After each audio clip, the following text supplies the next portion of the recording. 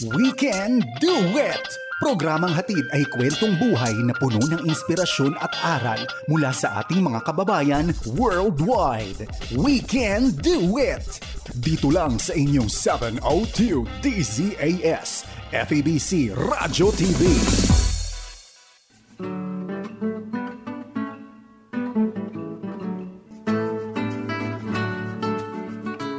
Magandang araw po mga kaibigan. Narito po uli kami dito ho sa ating programang We Can Do It. Yes.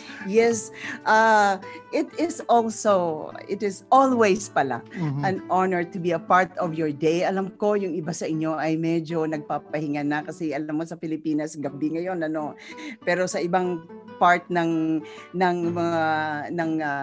mundo ay tulog sila like there's just so many, but then we are so glad that you can join us and then share whatever you have in your heart, especially po kung anong nagawa ng Panginoon sa buhay ninyo, because we have to give God all the glory and the honor sa ating mga buhay, sa ating mga pananalita, sa araw-araw na mga nangyayari sa ating buhay. Well, Ate Maru, this is a special week for us, always special, and this is a special month for us kasi celebration pa rin natin ng FEBC. You know, how many years, right? 73!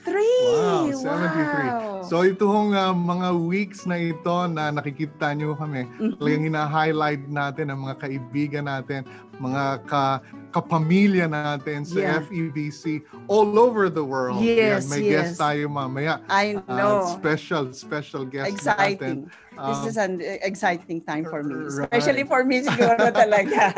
Because very close sa akin itong guest natin. There you go. At mga tita-tita natin. So pwede ko siyang tawaging ate mamaya. Right? Pwede. Kasi si Ate Maru ay ate ko.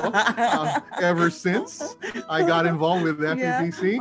And we're just so happy. Mga kaibigan, global na ho tayo wherever you are.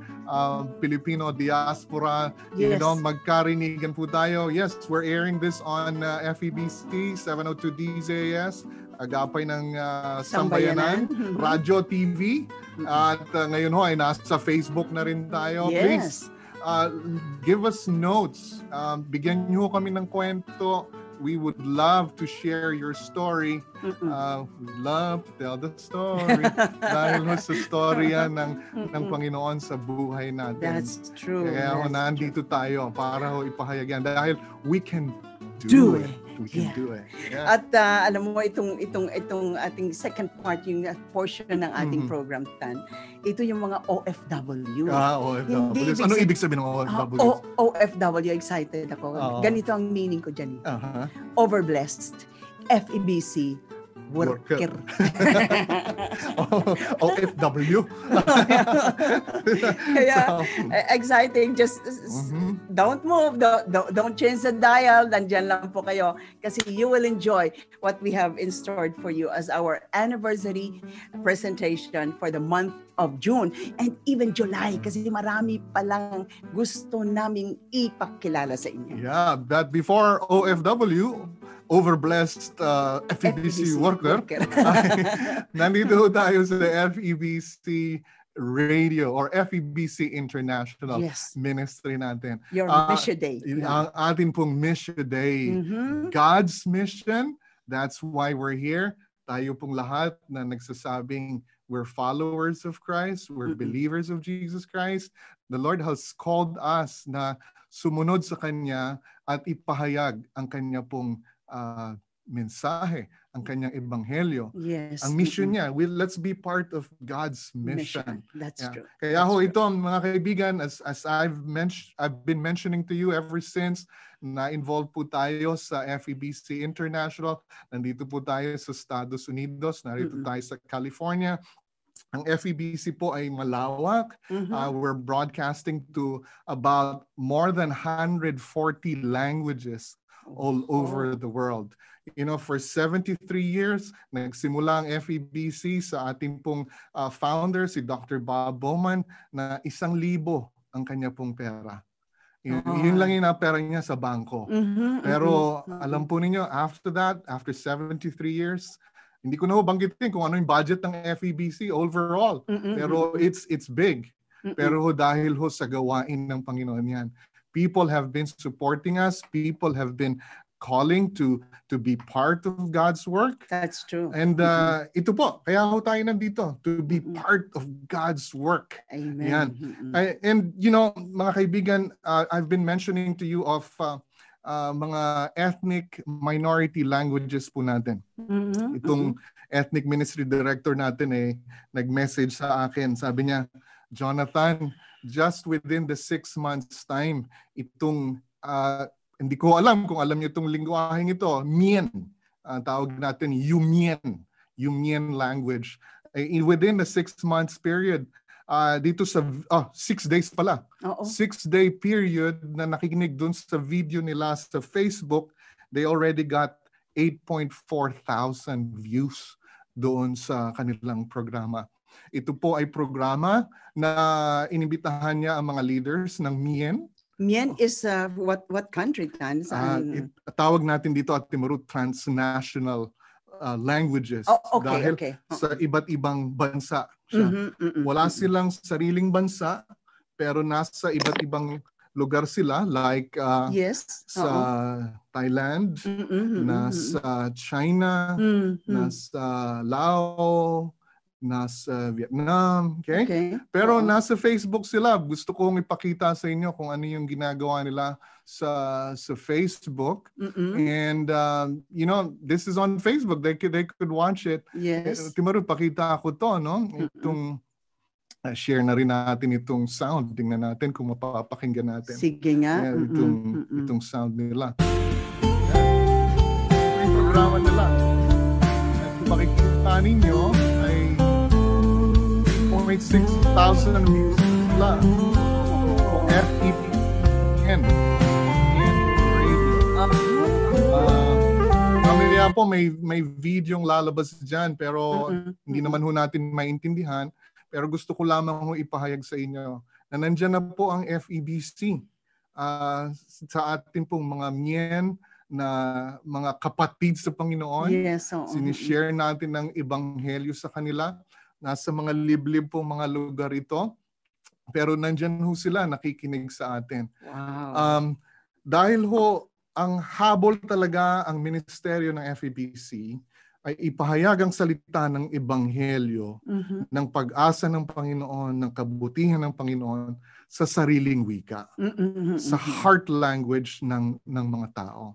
Kaya Ate Maru, we're just so privileged na na-involve tayo sa ministeryo ng FEBC. Yes, wow. Dahil sa Pilipinas, nagsimula 1948, ngayon nagpapatuloy, naging springboard ng misyon ng FEBC ang Philippines, kasi originally ay ang target talaga ng founders natin ay sa China. Dahil nga magko-close in China, bukas naman ng Pilipinas during that time. Kaya tayo po ay pumunta dito ang ating mga founders. And mga kaibigan, gusto ko lamang rin ipakita sa inyo ang ilan pong mga magagandang reports na ipinakita ho sa atin ng ating mga kapatiran dito. Kung makikita na natin. Makikita natin yan. Ayan. Kung lumalabas. Mukhang hindi lumalabas. Tignan natin. However, ayan, like itong Hmong page natin sa Facebook. Wow. Kita ho ninyo, ang na-reach natin sa Hmong. Hmong pa lang to. Hmong. This is a Hmong radio. Within a month, we have around 344,722. Wow. That have watched our post. Yung mga engagements, 407,000. Oh, praise Tingnan the niyo Lord. po yan. Yan ho ay panibagong language yan, yung Hmong people group. Pati ito yung pinag-usapan natin with Kuya Romy. Yeah, that's right. Yung time na yun. So mga kaibigan, maging involved po tayo. Kahit sabihin natin, wala ho kayo sa radyo, wala kayo sa media, ay anything na magpapagamit po tayo sa Panginoon, ay gagamitin po tayo ng Panginoon. Yes. Sabi nga ng Panginoon, kahit isang baso ng tubig na gagawin mo sa pangalan ng ating Panginoong Hesus ay hindi niya yan kalilimutan. Amen. Amen. So yan po ang ating FEBC International. At gusto ko hong banggitin, or before I close, I'd like to mention and quote this verse, 1 Chronicles 16:24. Declare his glory among the nations, his marvelous deeds among all peoples. Amen. All peoples. Amen. Ito po yung may sari-sariling lingwahe. Lahat po ng mga tao ay kailangan natin ipahayag ang salita ng Diyos. Yan po ang ating FEBC International. Yes, Yan. yes. Yan. And We can do it. Yeah, Right? we can. You can do it. We can do it. Really, we can do it too. You can do it. We can do it. Really, we can do it too. Amen. Yes, Nako, we're napakaganda. happy. Be a part of FEBC through prayers and through support po ng FEBC. Alam mo, it has always been in my mind na 73 years ago, the first broadcast of FEBC was June 4, 1948. And it has never been off the air because the Lord is faithful sa pag-support talaga ng ministry ng Far East Broadcasting Company. And today, we have a very special guest sa ating program who lived with FEBC, who were playing inside the compound of the FEBC Karuhatan compound, no? At marami po siyang i-share sa atin. It's just very, very close to my heart. At sasabihin ko po, siya po ay encourager. Siya po ang nag-encourage sa akin. That's why nadidinig niyo po ako sa radyo ngayon. Right. And magaling siya pumili. Na-encourage. Oh, praise God. Well, praise she encourages God. everyone. Yes, she pero is. talagang pinush ka niya. Oo. Hindi naman. Ang pangit kasi pag sinabi yung pusher. Magandang push. Yun, magandang push. Mayroong push, di ba? Mayroong isa. Push. Prayer. Pray until something happens. Wow. Yeah, push naman yun. Oo. So that's a nice push. Yeah, that's right, true. Right. Well, our special guest is a homegrown FEBC kid. Yes. Sila po, ang family niya was the first Filipino family to live inside FEBC compound in the early 50s. Wow, talaga naman. Wala pa tayo niyan. Wala pa ako. Andyan ako. Andyan na ako. Tapos naging employee siya ng FEBC since 1968 until the time na si Kuya Ben Nagit, her husband, they migrated to the USA in 1986. I'm so excited. Let's welcome po si Ate Rhoda Atienza Nagi. Ate Rhoda. Ate, welcome po. Welcome. Kamusta? Yes. Buti. Am I on? Yes, you are on, Ate. I see you. Yeah. To be a part of the program. So ikaw ay nasa Washington State right now. Yeah, and for the Seattle, Washington is known for rain. Right? Yeah. This is something, special to us because you can see there is sunshine. Oh, wow. We brought sunshine. Brought sunshine to Washington State. Yeah. Right. So for 2 weeks, we have been enjoying a sunny day. Yeah. Wow. Ate, it's good to see you. I haven't seen you for quite some time, no? At saka talagang I see you on Facebook. Pero si Ate po, sinabi ko nga sa inyo kanina na ipinapakilala ko, siya po ang with trusting me to be on her program. The program is Zest for Life. I still remember that. That's from 7 in the morning up to 9. At si Ate Roda nag-encourage para ma-involve ka doon. Ang sabi niya lang sa akin, Maru, I don't know what's happening outside of the studio kasi dito pa naman din kami nakatira. Hindi ko alam kung ano nangyayari sa EDSA, sa Quezon City, sa Mandaluyong. And ikaw from Mandaluyong, ikwento mo lang sa akin in 5 minutes. Sabi ko, konti lang yan. Kwento mo lang sa akin yung trip mo every day from Mandaluyong. So it's a feature ng program ni Ate Roda. Wow. It's a variety show. Parang variety program. Yeah. Yeah, it's a magazine type program. Anong title ng program mo? Zest for Life. Ayun yung Zest for Life. Tapos may feature ka para kay Ate Maru, yung what's happening around. Well, gusto ko rin magdagdag, no, Ate Roda, no? Ikaw ay nag-encourage din ng husto sa mga magulang ko. Yeah. Actually, it was my dad. It was my dad. My dad needed evangelists. I mean, parang associate evangelist niya when he started the Division of Asian Evangelism or DAE. I think I got it from my dad, yung encourager, because he doesn't want to get someone who is already known, but someone with potential. So mukha daddy niya na graduate ng Phoebus, both your parents, right? Gusto niya yung associate evangelist niya should also be a singer, and so his dad was a singer. I know. So, siya naging associate evangelist ng daddy ko. Yeah. Pero naging very, very close kasi kayo ng daddy.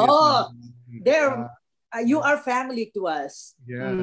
We know our ins and outs, and we still love each other. That's true. Na-mention nga pala ni Ate Roda about her dad. Her dad is the late evangelist Max Atienza.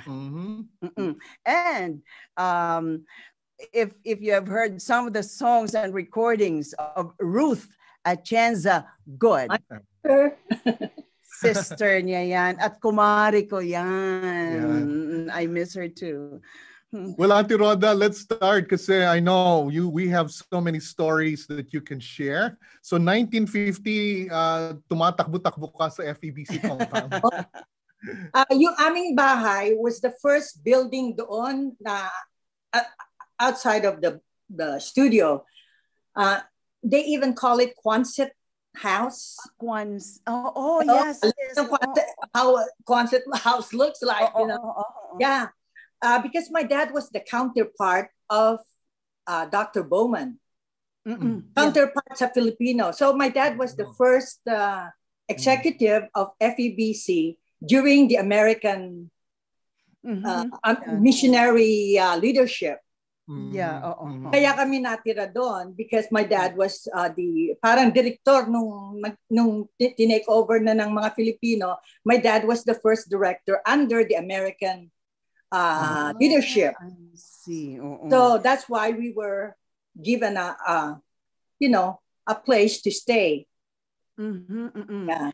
Para siguro sa mga tagapakinig natin na hindi nakabisita sa Karuhatan compound ng FEBC, it's a big compound na marami pong mga houses doon.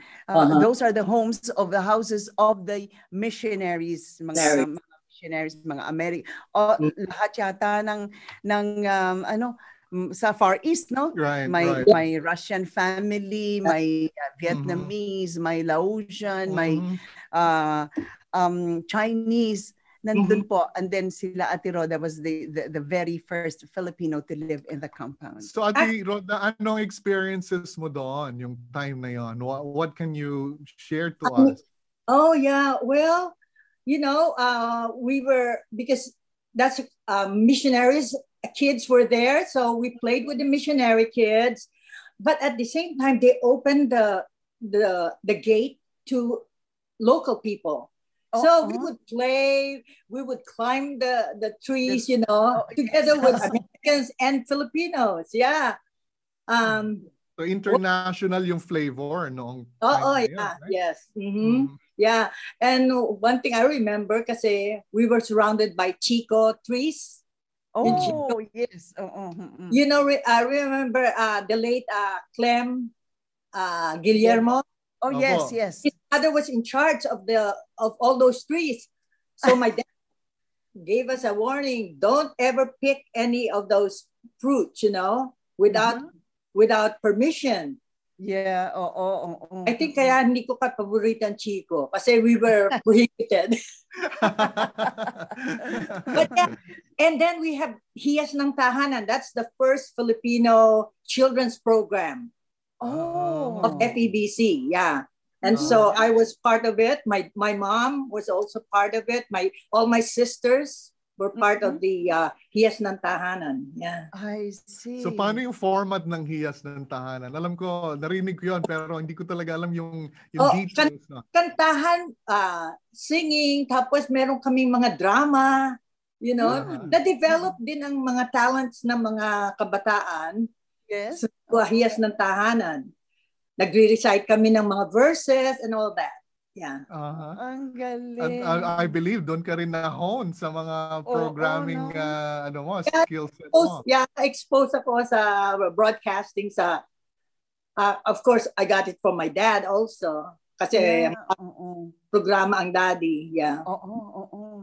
Na-mention nga ni Kuya Romy the last week about si Reverend Max Atienza na yung grupo yata nila ay na-invite to go to the States. Kasi evangelist nga ang daddy would bring, singers. Yeah. Now, Ate Roda, yung time na yon kasi bagong-bago pa yung evangelicalism sa Pilipinas. So was it hard for your dad? Was it hard for yung mga ganong mga meetings? Alam ko, mga tawag natin doon, mga crusades, right? Yeah. Well, I saw God's working through the Holy Spirit in the ministry of FEBC. Alam ba na penetrate natin ang mga areas lalo na I remember Pandibulacan. May NPA area yan eh. But through the broadcast, so many of those people in Pandibulacan came to know the Lord. Amen. Wow. Yeah. And my dad's ministry does not end on the air. We go to those places and hold Bible studies. I remember growing up, may kotse kami, dadaling kami ng daddy ko sa mga homes na nag-i-invite sa amin. Yeah, so we were so exposed to yung mga listeners, not only their names, but we know their faces. We become a part of their family. Yeah. Ibang-iba noon, talagang very connected ang mga face-to-face ate? Face-to-face at saka involved kami sa pagpapalago, yung follow-up, because they asked for it, they asked for follow-up. Yeah, and my dad did that. Yeah, those were the pioneering days talaga ng FEBC Philippines sa leadership na ng mga Pilipino, right? At alam ko, Ate Roda, I mean, if you have stories to tell na may mga simbahan na natayo dahil sa pakikinig through FEBC. Oh, yes. Yes, maraming churches. Well, isa na sambahan sa nayon, Yes. Malaki noon na sambahan. And one thing I would say, yung sabi mo, it's hard kasi ang evangelical is so new. Do you know that FEBC in Karuhatan, once you are an FEBC employee, sasabihin nila, pautangin niyo yan dahil mga honest yan.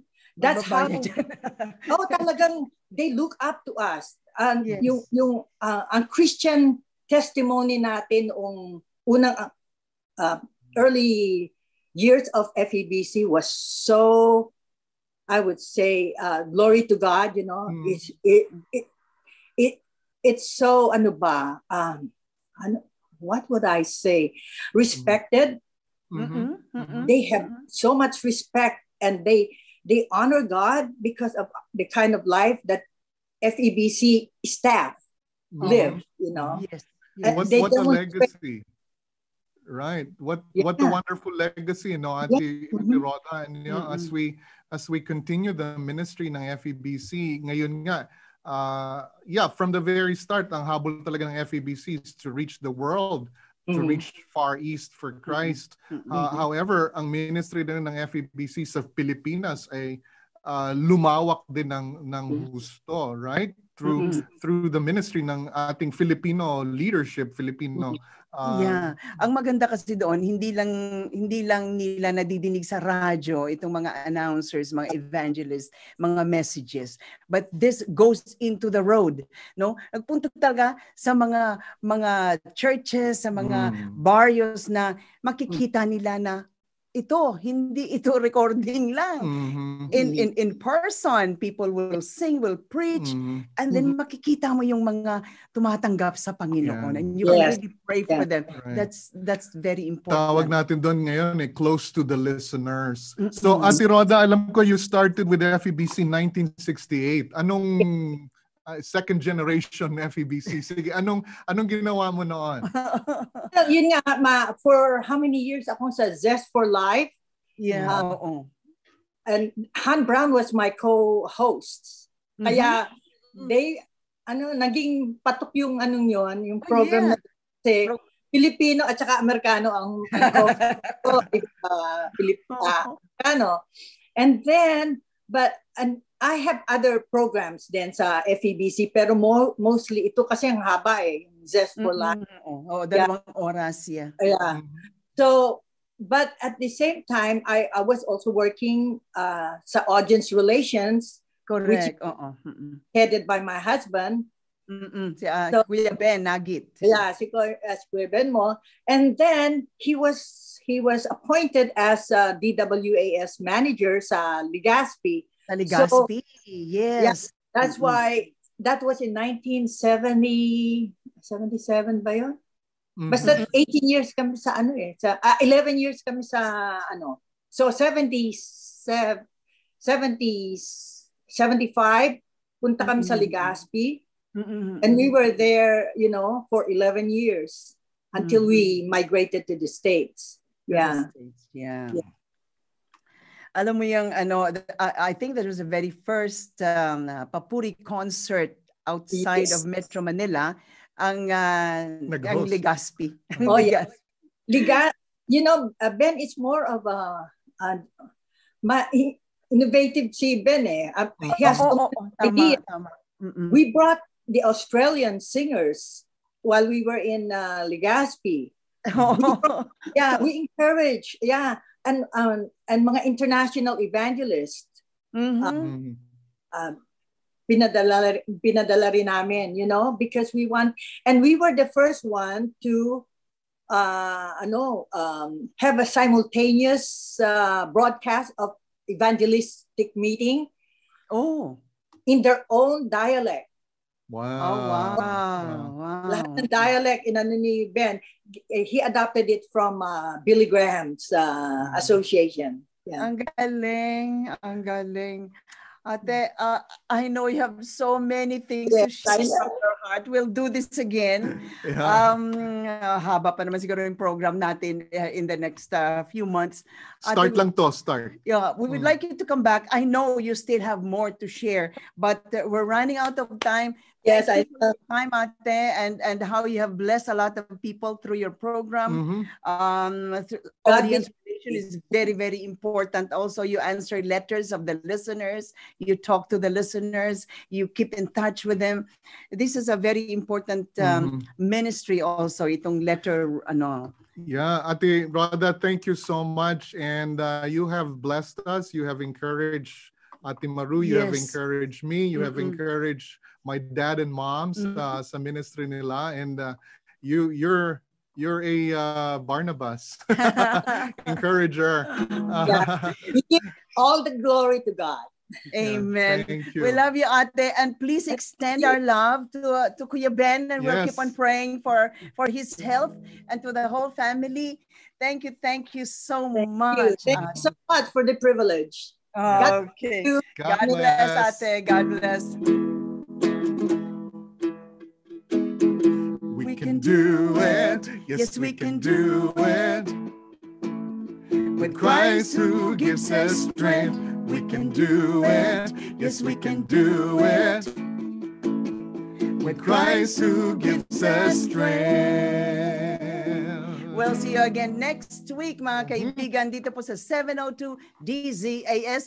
We Can do it! Inyong narinig ang We Can Do It! Dito lamang sa inyong 702 DZAS, FEBC Radio TV, Agapay ng Sambayanan.